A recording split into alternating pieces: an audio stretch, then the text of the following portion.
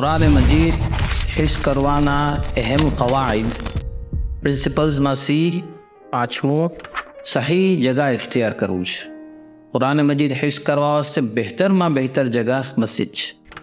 ખુદાના કિતાબ અને ખુદાનું ઘર એના કરતાં કઈ જગા બહેતર હોય અને કેટલી બરકત થાય.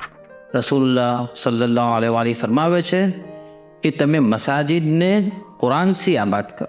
જે વખત કે અલ મસ્જિદ મુઅઝ્ઝમની નવેસરથી તામીર થઈ એના થોડા અરસા બાદ દાયલ અજલ સૈયદના અલી કદર મુફદ્દલ સૈફુદ્દીન આકાએ માદુ ઝારાના એક ખિદમત ગુજારને ફરમાયું कि यहाँ कुरान हिफ्ज़ कराओ.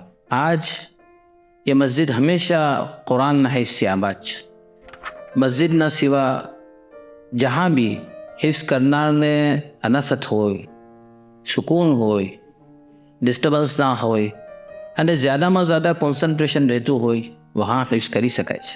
શેરારા સાહેબ હંમેશા પોતાના વર્કશોપ્સમાં ફરમાવતા કે તમે એમ ખ્યાલ કરો કે મેં બેતુલ્લાહ હરામમાં છું, જામે અનવરમાં છું, મોલાની હઝરતમાં છું, તો હિફ્ઝ કરવામાં કેટલી લજ્જત આવશે.